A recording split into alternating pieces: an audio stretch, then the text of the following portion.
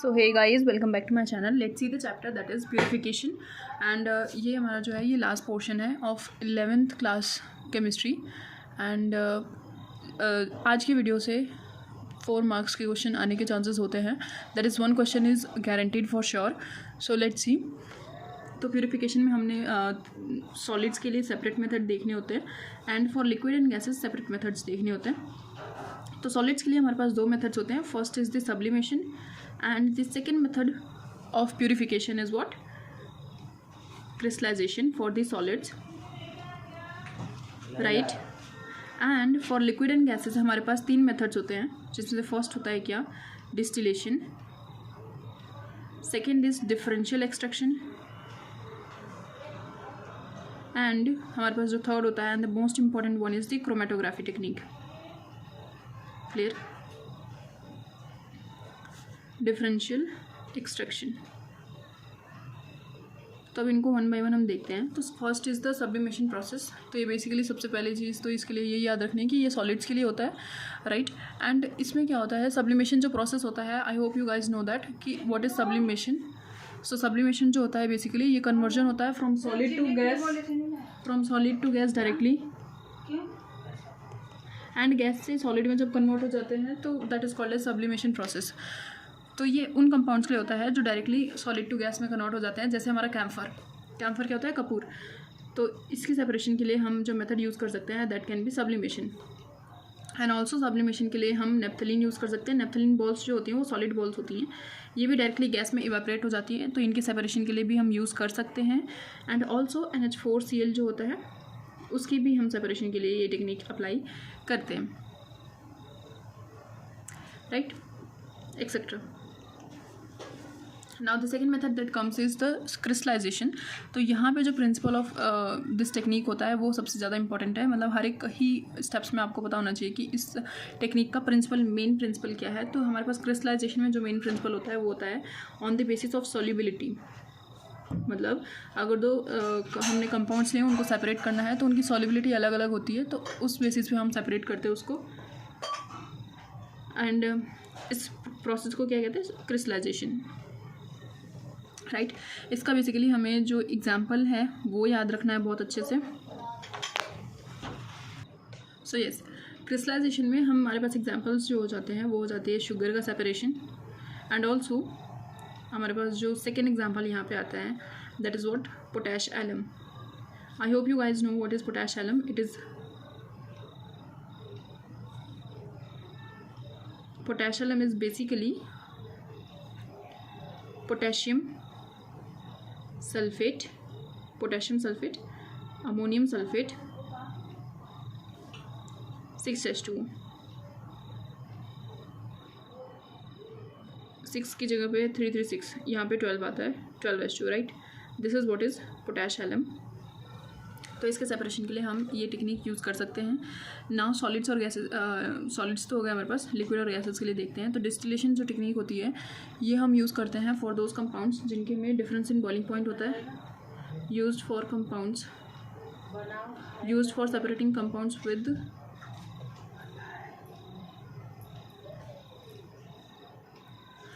it is used for separating the compounds which have difference in their boiling point.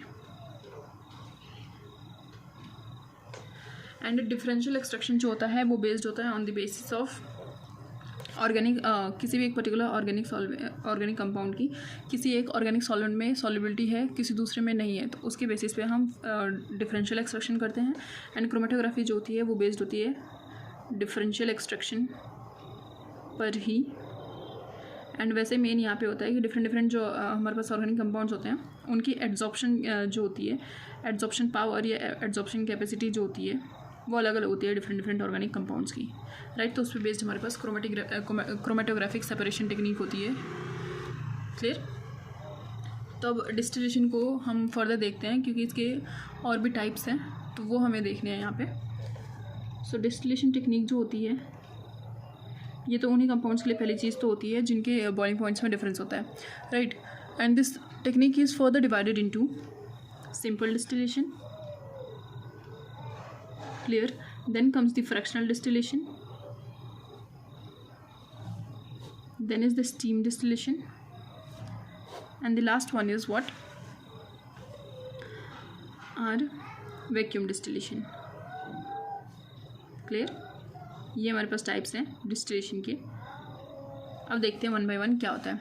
Simple distillation में सबसे पहले तो हम उन चीज़ों को उन कंपाउंड्स को सेपरेट करते हैं जिनके difference in their boiling point कितना होता है, मोर देन 20 डिग्री सेल्सियस होता है, more than 20 degree Celsius. And इसके एग्जांपल्स जो है वो one of the most important है.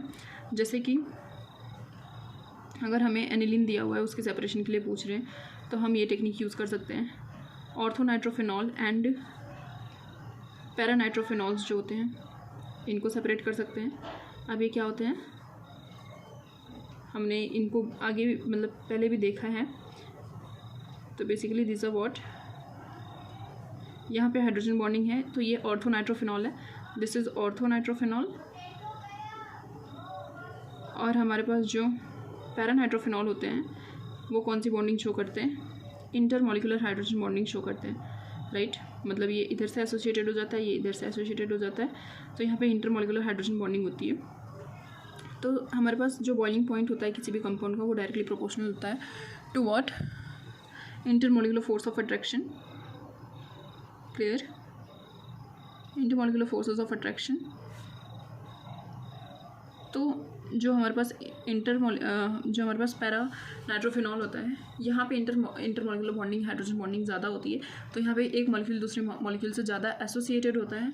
तो बॉइलिंग पॉइंट यहाँ पे हमारे पास इसका सीक्वेंस क्या हो जाता है कि जो पैरा नाइट्रोफिनॉल होते हैं उनकी बॉइलिंग पॉइंट ज़्यादा होती है as compare to the orthonitrophenol. And the second thing is volatility क्या होती है. तो वो कंपाउंड उतना ही ज़्यादा वॉलेटाइल होता है जितना ही ज़्यादा कम उसका क्या होता है बॉइलिंग पॉइंट. जैसे एक कंपाउंड है उसकी boiling point just 40 degree Celsius है, तो 40 पर आकर के ही वॉलेटाइल हो जाता है और अपने गैसेस फॉर्म में कन्वर्ट हो जाता है. बट वही वाटर की बात करें तो वो 100 डिग्री सेल्सियस पे वॉलेटाइल होता है, तो उसकी बॉइलिंग पॉइंट ज़्यादा है, तो इसके वेपर्स बाद में बनेंगे. राइट, तो वॉलेटिलिटी जो होती है वो इन्वर्सली प्रोपोर्शनल होती है बॉइलिंग पॉइंट की, इसलिए सीक्वेंस भी ऊपर का जो है वो इन्वर्स हो जाएगा. जस्ट ऑर्थोनाइट्रोफिनॉल जो है उसकी वॉलेटिलिटी ज़्यादा हो जाएगी as compare to the paranitrophenol. Clear,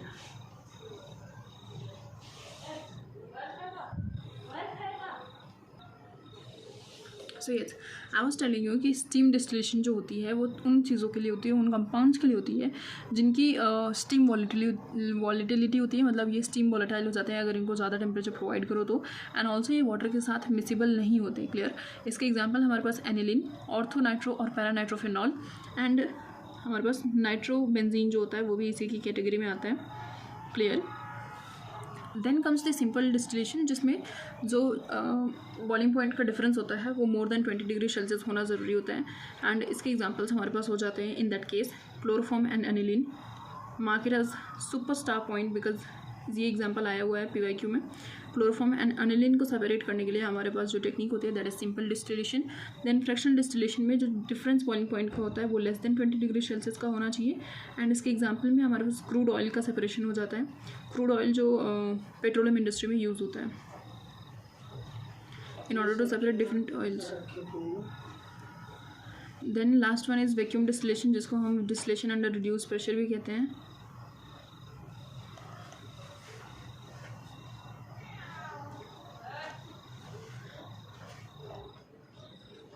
Distillation under reduced pressure is also known as vacuum distillation. यहाँ पे हमारे पास जो एग्जाम्पल होता है that is what, यहाँ पे जो एग्जाम्पल होता है that is glycerol with septylene, which is what, a dye, septylene dye in soap industry. यहाँ पे हम चीज़ों को सेपरेट करते हैं अपने बॉइलिंग पॉइंट पे जो आकर के क्या कर जाते हैं डिकम्पोज हो जाते हैं. It is for those compounds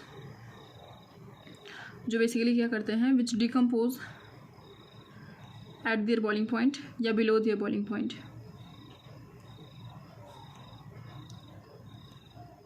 या बिलो दियर बॉइलिंग पॉइंट, तो वहाँ पर हमें हाई टेम्परेचर वाली कंडीशंस में इनको सेपरेट करने के लिए टेक्निक यूज़ करनी पड़ती है. एंड एग्जांपल्स यहाँ पे सुपर मोस्ट इम्पॉर्टेंट चीज़ें हैं, जैसे कि सिंपल डिस्टिलेशन की बात करें तो वहाँ पर हमें याद करना है क्या, क्लोरोफॉर्म और एनिलीन की separation. And when you go about vacuum distillation या रिडक्शन प्रेशर जो होता है उसके अंदर की सेपरेशन की बात करें तो इनके बॉइलिंग पॉइंट को क्या कर देते हैं हम, लो कर देते हैं। यहाँ पे जो होता है इनकी बॉइलिंग पॉइंट को लो कर दिया जाता है, lowered by creating vacuum conditions. तो यहाँ पे वैक्यूम क्रिएट करने से इनकी जो बॉइलिंग पॉइंट होती है वो कम हो जाती है। क्लियर। ग्लाइसरॉल और सब्टिलिन यहाँ पे एग्जांपल हो जाते हैं इस मेथड के सेपरेशन के। एंड देन फ्रैक्शनल डिस्टिलेशन जो होता है ये हमारे पास क्रूड ऑयल के लिए होगा, पेट्रोलियम इंडस्ट्रीज़ में जो यूज़ होता है। देन स्टीम डिस्टिलेशन जो होता है that is use for ortho nitrophenol aniline is also important example here. Ortho nitrophenol ये तो मोस्ट इंपॉर्टेंट एग्जाम्पल्स हो गए। यहाँ पे हमारे पास नेप्थलीन जो है वो इम्पॉर्टेंट है सब्लिमेशन के लिए। Clear. And also crystallisation technique जो होती है ये बेस्ड होती है on the difference in the solubility, this is also important. Clear. तो अब हम आगे देखते हैं कि पहला मेथड तो हमने कर लिया that is distillation for liquid and gases. Second method is the differential extraction. तो डिफरेंशियल एक्सट्रैक्शन मैं यहीं पे बता देती हूँ। यहाँ पे हम क्या करते हैं, जैसे कि हमारे पास COH है, इसका रिएक्शन करवाते हैं विद NaHCO3 मतलब सोडियम बाइकार्बोनेट। तो यहाँ पे रिएक्शन हो जाती है, बट यहीं पर अगर हम अल्कोहल के साथ रिएक्शन दैट इज़ फिनॉल के साथ रिएक्शन करवाते हैं तो यहाँ पे कोई रिएक्शन नहीं होती है। Clear.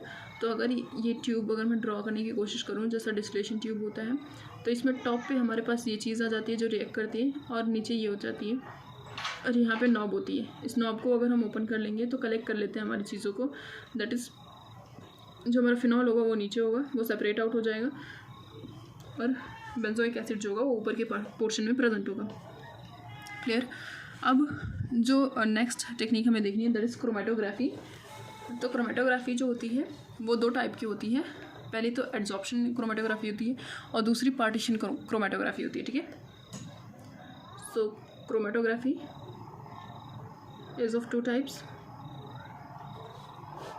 First is the adsorption chromatography and second is the partition chromatography.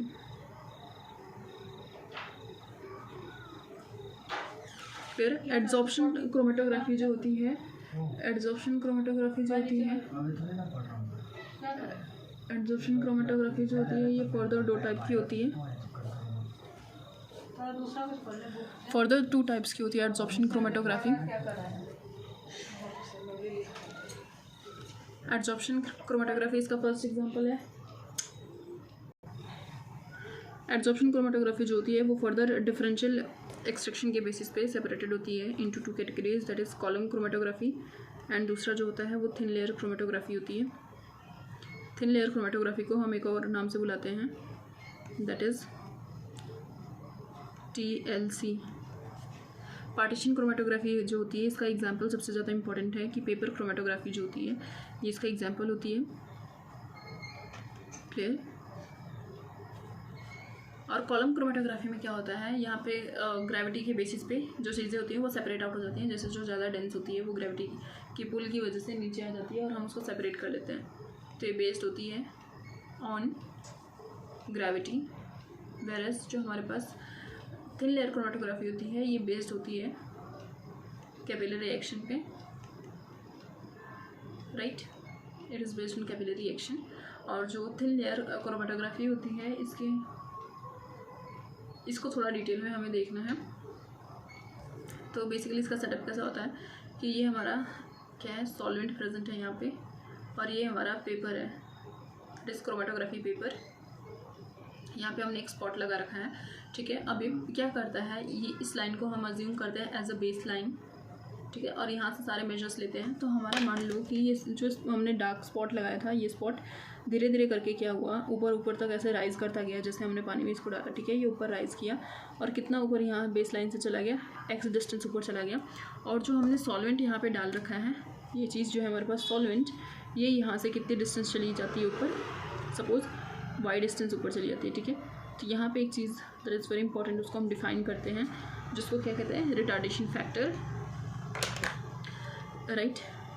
Here comes what, retardation factor, जिसको RF से रिप्रेजेंट करते हैं, RF से रिप्रेजेंट करेंगे। और यहाँ पे जो हमारा स्पॉट है, ये जितना ऊपर मूव कर जाता है उतनी कम उसकी क्या होती है, एड्जॉर्प्शन कैपेसिटी, क्योंकि ये चीज़ों के साथ ऊपर मूव करता जा रहा है। अगर एड्जॉर्प्शन पावर ज़्यादा थी तो वो स्ट्रांगली अट्रैक्टेड होता, एड्जॉर्ब्ड होता, और यहाँ से मूवमेंट कम देखने को मिलती। यहाँ पे हमारे पास एड्जॉर्बेंट कौन होते हैं, जिनके ऊपर ये एड्जॉर्ब हो रहे होते हैं, वो ये हमारे पास एक एक्चुअली ग्लास की क्या होती है, स्लाइड होती है। इसके ऊपर हम सिलिका जेल और या तो एल्यूमिना जेल को यूज़ कर सकते हैं, और उसके ऊपर हम स्पॉट लगा करके मूवमेंट को नोटिस करते हैं, स्पॉट की मूवमेंट को, ठीक है। तो अगर स्पॉट जितना ज़्यादा अपनी जगह पर रहेगा उतनी ज़्यादा उसकी एड्जॉर्प्शन पावर थी, और उतना ही हम उसको आसानी से एल्यूट नहीं कर पाते हैं। एल्यूट करना मतलब किसी भी चीज़ को एक्सट्रैक्ट करना, ठीक है। और जो पार्ट सबसे ज़्यादा ऊपर मूव कर जाता है उसकी एड्जॉर्प्शन कैपेसिटी बहुत ही ज़्यादा कम थी, इसलिए उसके फोर्सेस वीक थे, तो वो आगे मूव कर गया, एंड इसको ईजिली आप निकाल सकते हो, दैट इज़ ईजी एल्यूशन हो जाता है, ठीक है। अब रिटार्डेशन फैक्टर जो है हमने वो देखा है, तो इसको डिफाइन भी कर लेते हैं। It is what, it is x/y। इसका मतलब क्या है, the distance moved by the substance, that is हमारा जो ये स्पॉट है वो डिस्टेंस मूव्ड बाय सब्सटेंस अब फ्रॉम द बेस लाइन। सब चीज़ें हम बेस लाइन से कंसिडर करेंगे, मतलब कोई तो फ्रेम ऑफ रेफरेंस होना चाहिए ना हमारा, from the base line, clear. And Y जो था, that is the distance moved by the solvent from base line,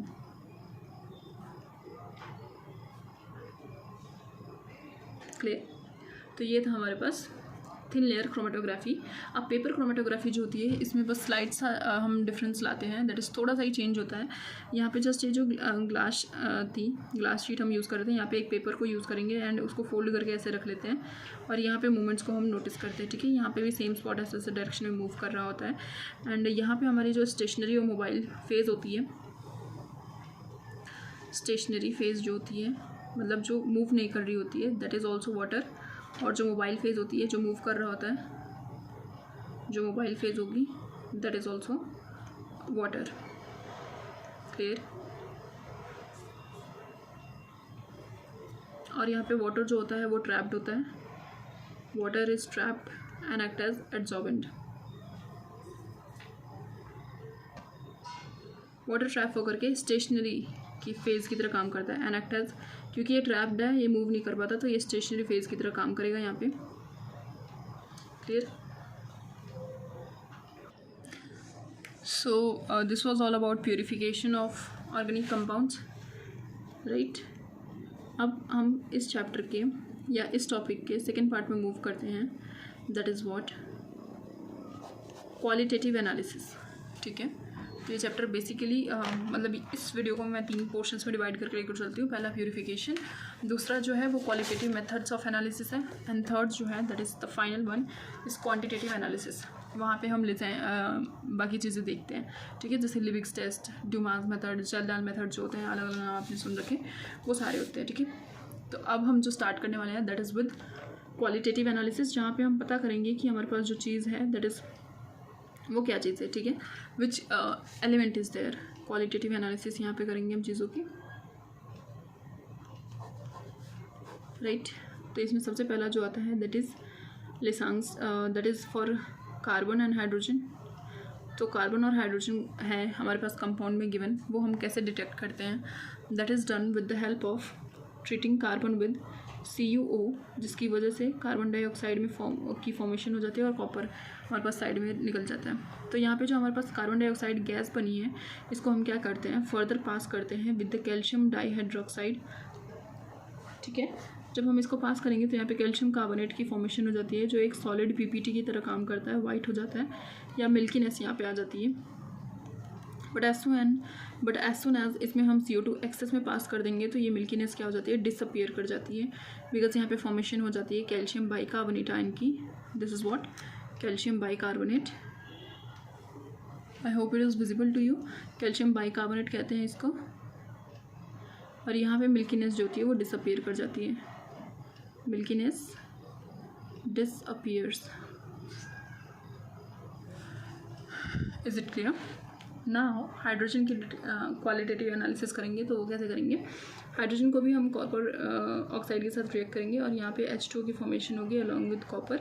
तो H2O को अब हम फर्दर क्या करते हैं, रिएक्ट करते हैं H2O को विद कॉपर सल्फेट एंड यहाँ पे फॉर्मेशन हो जाती है एक ब्लू कलर की कंपाउंड की, जो ये शो करता है कि हमारे पास 5 वाटर मॉलिक्यूल्स इसके साथ एसोसिएट हो चुके हैं, मतलब वाटर मॉलिक्यूल हमारे पास प्रेजेंट था, ठीक है, मतलब हाइड्रोजन प्रेजेंट होगा डेफिनेटली वाटर मॉलिक्यूल है, तो इसको हम क्या कहते हैं, ब्लू विट्रियोल कहेंगे।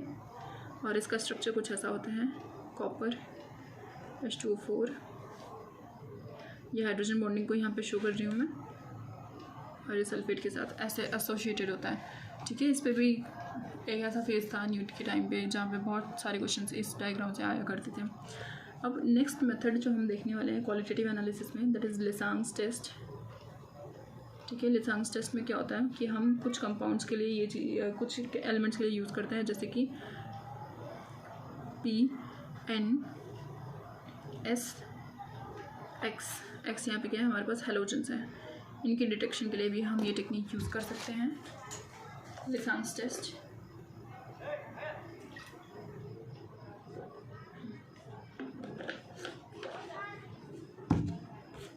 क्लियर। सो पहले तो इसमें हमें क्या बनाना पड़ता है, सोडियम एक्सट्रैक्ट बनाना पड़ता है, ठीक है। तो वो कैसे बनता है, जब हम रिएक्शन करवाते हैं किसकी, सपोज़ हमें नाइट्रोजन की डिटेक्शन करनी है, तो हमें सोडियम के साथ नाइट्रोजन और कार्बन की रिएक्शन करवानी पड़ती है, जिससे फाइनली हमारे पास NaCN बनकर आता है, जिसको हम सोडियम के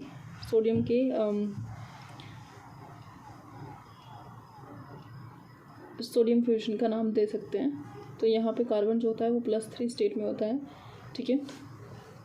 फिर अगर हमें सल्फ़र की डिटेक्शन करनी है तो यहाँ पे Na का हम रिएक्शन करवाते हैं विद यानी कंपाउंड जिसके पास क्या है, सल्फ़र प्रेजेंट है, तो यहाँ पे मतलब सल्फ़र के साथ रिएक्शन करवाएंगे तो Na2S की फॉर्मेशन हो जाती है। अगर आप इसकी फॉस्फोरस के साथ रिएक्शन करवाओगे, मतलब फॉस्फेट आयंस के साथ रिएक्शन करवाओगे, तो यहाँ पे Na3PO4 की फॉर्मेशन हो जाएगी, और हेलोजन के साथ करवाओगे तो ऑब्वियसली क्या बनेगा, NaX बन जाएगा। NaX अब यहाँ पे क्या हो सकता है, NaCl, NaBr, Na, यहाँ पे फ्लोरीन कभी नहीं आएगा, ठीक है। तो ये 3 चीज़ें हमारे पास हो सकती हैं, इनकी डिटेक्शन 1 बाय 1 हमें पढ़नी है। तो पहला तो हम शुरू करते हैं किसके लिए, फॉर नाइट्रोजन इटसेल्फ। क्लियर। तो नाइट्रोजन के लिए हमें क्या करना पड़ता है, फेरस सल्फेट को हम ट्रीट करते हैं अमोनियम आयन के साथ। तो यहाँ पे फॉर्मेशन किसकी होती है, दैट इज़ Fe4 FeCN6 यहाँ पे आयरन की वैलेंसी +3 होती है बाहर वाले की, अंदर वाले की 2 होती है। इसका IUPAC नेम अगर हम लिखेंगे तो फेरी क्यों, क्योंकि ये अपनी ज़्यादा वैलेंसी पे है, तो फेरिक की जगह हम फेरी लिखेंगे, फेरो साइनाइड भी लिख सकते हैं, फेरो साइनाइड, ठीक है। अब यहाँ पे इसको हम इसका एक पर्टिकुलर नेम भी है जो हमें याद करनी है। अब आगे धीरे धीरे पर्टिकुलर नेम्स जो हैं वो याद करने की हैबिट डालनी है। So this compound is also known as Prussian blue complex.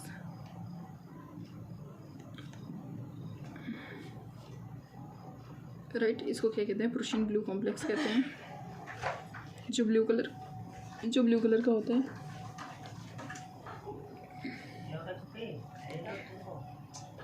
The next step is, हमें जब सपोज सल्फ़र की डिटेक्शन करनी है, ठीक है, फॉर सल्फ़र, तो हम यहाँ पे क्या करते हैं, जो यहाँ पे हमारे पास फेरोसाइनाइड बना रहता है, ठीक है। यहाँ पे हम सोडियम नाइट्रोक्लोराइड की रिएक्शन, मैं अभी बताऊंगी आपको सोडियम नाइट्रोक्लोराइड क्या होता है। सोडियम नाइट्रोक्लोराइड की रिएक्शन हम सल्फ़र के साथ करवा देते हैं। Sodium nitrochloride is basically what, Na2FeCN5NO, ठीक है। ये सोडियम क्लोराइड है जिसका कलर क्या होता है, वायलेट।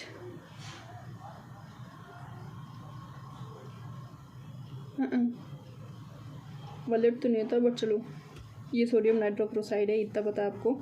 जब हम यहाँ पे Na2S के साथ इसकी रिएक्शन करवाते हैं, Na2S के साथ, दैट इज़ हमारा सोडियम फ्यूजन एक्सट्रैक्ट जो है, तो यहाँ पे फॉर्मेशन होती है एक कंपाउंड की, जिसको आप कह सकते हो Na4 FeCN5NOS।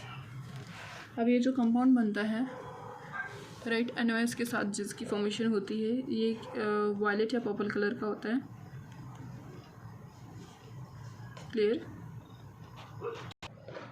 सो यहाँ पर हम सल्फ़र के लिए Na2S के साथ जब रिएक्शन कराएंगे राइट, तो रिएक्शन कुछ ऐसे प्रोसीड करती है और हमारे पास एक वायलेट या पर्पल कलर की कंपाउंड की फॉर्मेशन होती है, जो शो करता है कि सल्फ़र हमारे पास कंपाउंड में प्रेजेंट था।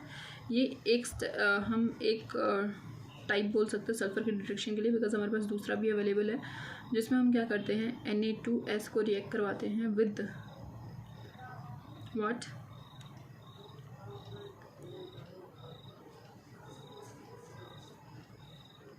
CH3CO whole twice Pb।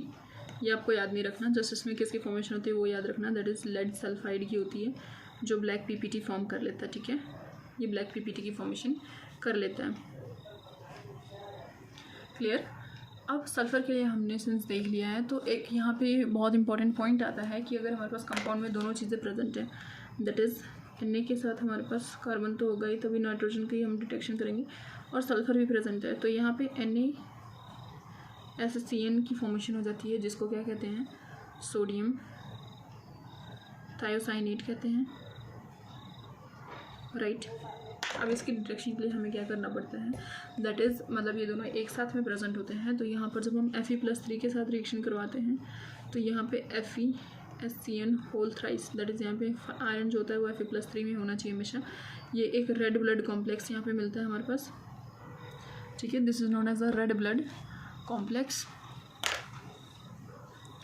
Now the third method that we are going to use is for the detection of phosphorus।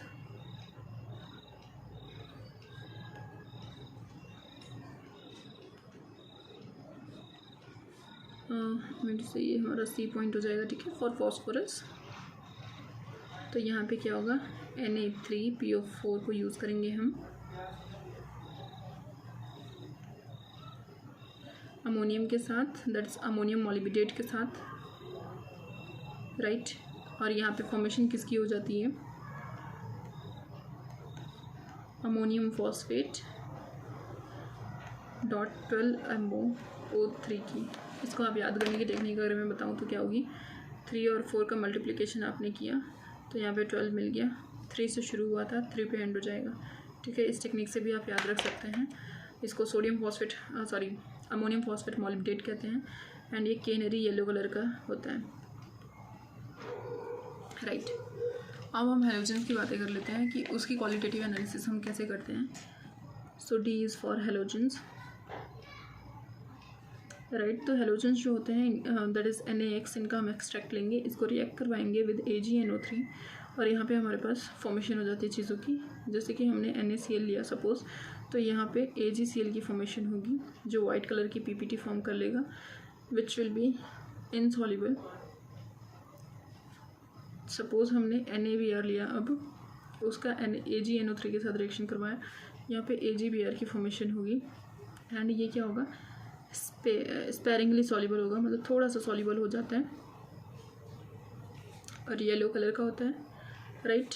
और जब NaI का रिएक्शन करवाते हैं विद AgNO3, तो यहाँ पे फॉर्मेशन हो जाती है हमारे पास AgI की, ये पेल येलो कलर होता है। ठीक है, मतलब थोड़ा हल्का सा येलो, एंड ये पूरा डार्क येलो होता है। इसको ये कम्प्लीटली हमारे पास क्या होता है, सॉल्युबल होता है राइट। जो AgCl बना है हमारे पास, इसको हम फर्दर पास कर सकते हैं किसके थ्रू, NH4OH के थ्रू।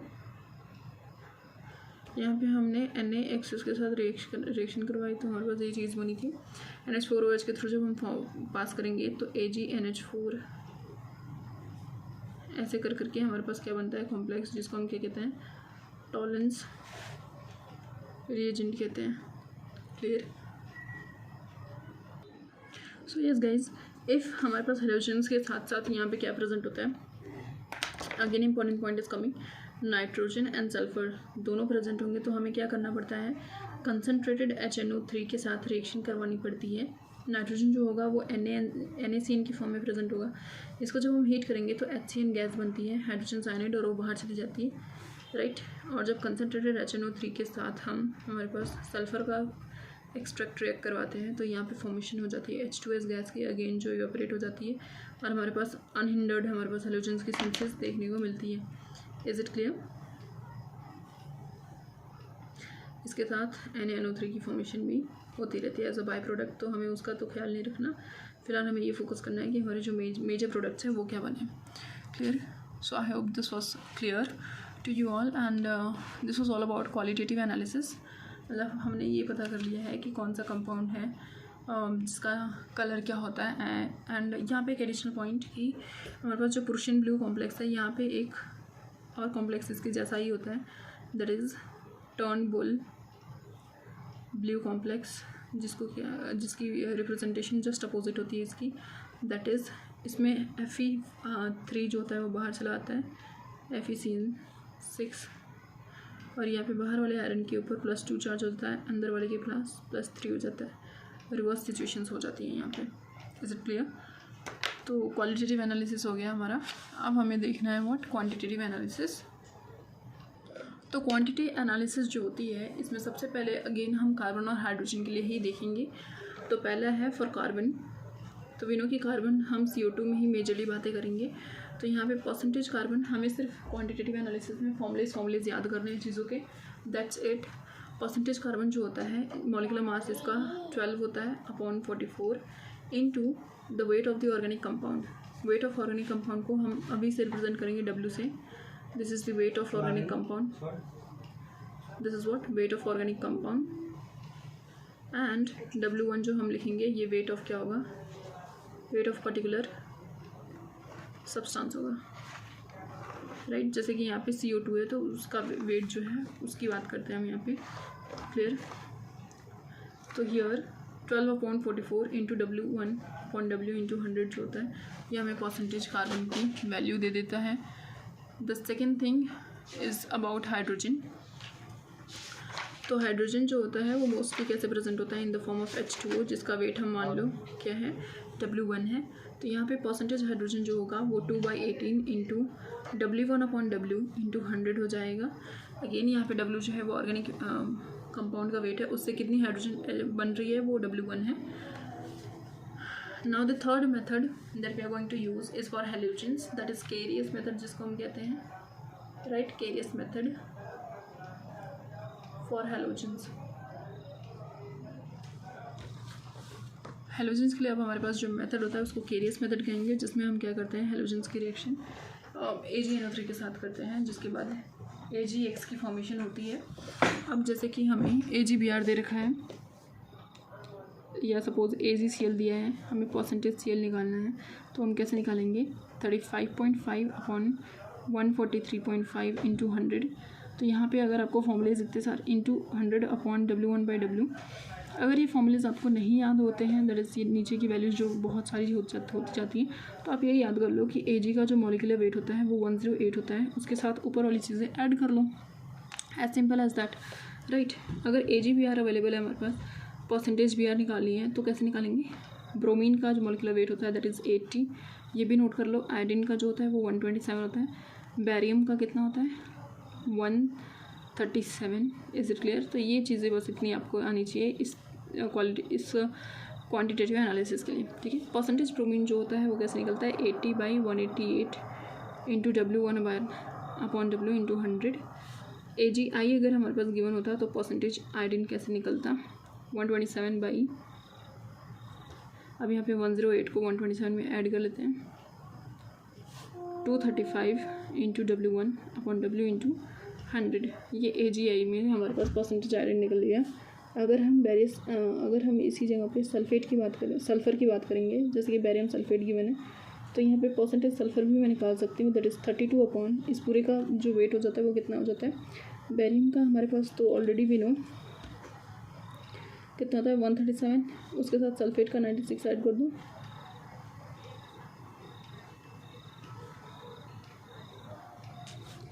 233 हो जाता है upon W1 upon W into 100, right. अब फिफ्थ जो होता है वो हमारे पास फॉस्फोरस के लिए होता है, जहाँ पे Mg2P2O7 की फॉर्मेशन हो जाती है। एंड परसेंटेज फॉस्फोरस निकालने के लिए हमें 18 अपॉन मतलब फॉस्फोरस का कितना होता है ये भी यहाँ पे आप लिख सकते हो 31, सल्फर का 32, ठीक है। फॉस्फोरस की परसेंटेज कैसे निकलेगी 31/1877 into W1/W into 100, clear, right. तो जब हमारे पास Mg2P2O7 प्रेजेंट होता है तो यहाँ पे फॉस्फोरस 31 एक का होता है, तो यहाँ पे 2 मॉलिक्यूल्स हैं, तो 62 अपॉन पूरे को ऐड करोगे तो 222 हो जाएगा। अगर फॉस्फोरस को हम यहाँ से निकाल रहे हैं दैट इज़ अमोनियम फॉस्फेट मॉलिब्डेट से अगर आप निकालने की कोशिश कर रहे हो तो यहाँ परसेंटेज फॉस्फोरस का फॉर्मूला क्या हो जाता है, यहाँ पे सिंस एक फॉस्फोरस का एटम है तो 31/1877 इंटू W1/W इंटू 100 जाता है। Is it clear. ये फॉस्फोरस की एस्टिमेशन के लिए हमारे पास यूज़ होता है। Now comes what is the last 2 methods. पहला जो है नाइट्रोजन के लिए ये हैं दोनों, फॉर नाइट्रोजन हमारे पास एक मेथड होता है ड्यूमास मेथड, दूसरा होता है कौन सा, जेल्डाल मेथड।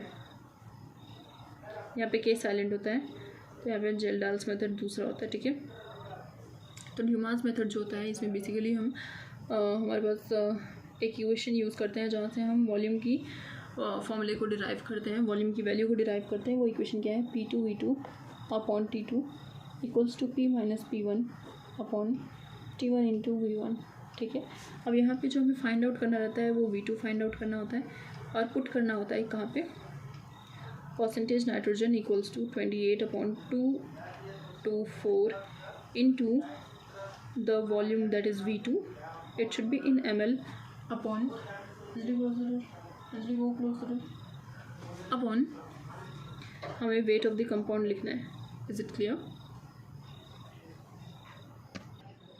अब आगे हमारे पास जो थिंग होती है वो क्या होती है कि अब ये जो हमारे पास सिंबल्स है ये क्या रिप्रेजेंट करते हैं बेसिकली, है ना।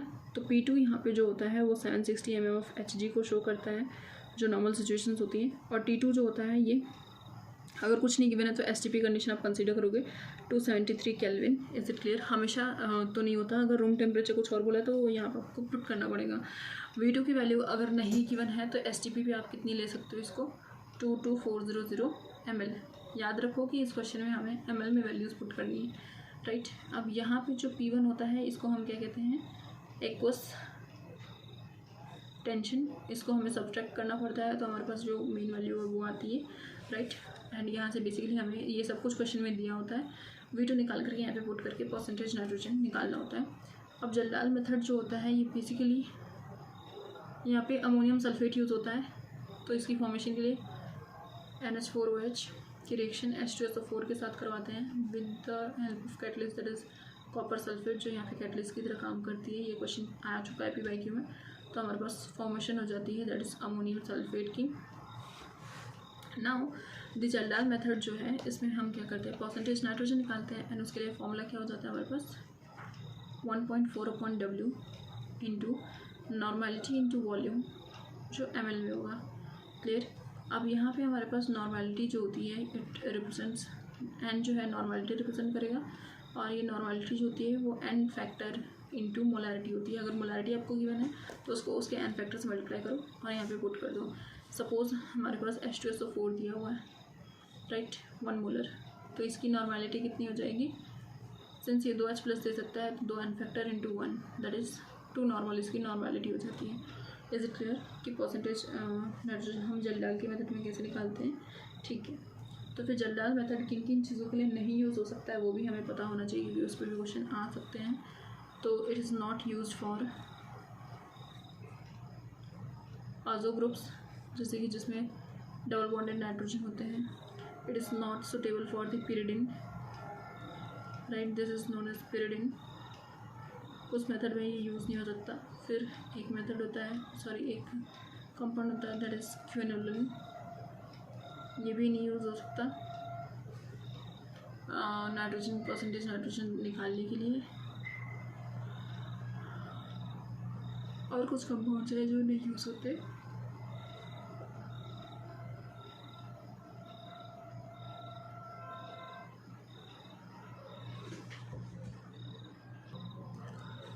ये किसी भी NO2 के लिए भी यूज़ नहीं होता, ना ही N डबल बॉन्ड NO जिसको हम अजॉक्सी ग्रुप कहते हैं इसके लिए भी यूज़ नहीं होता है।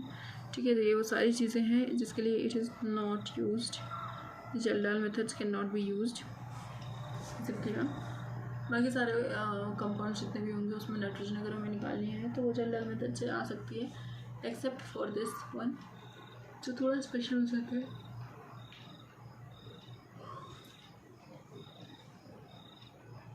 राइट, तो ये हमारा एंड था इस चैप्टर का जिसमें हमने सारी चीज़ें देख ली। दैट इज़ हमारे पास 11th क्लास कोर्स जो है वो केमिस्ट्री का ख़त्म हो गया है। Clear. Thank you so much for watching my video.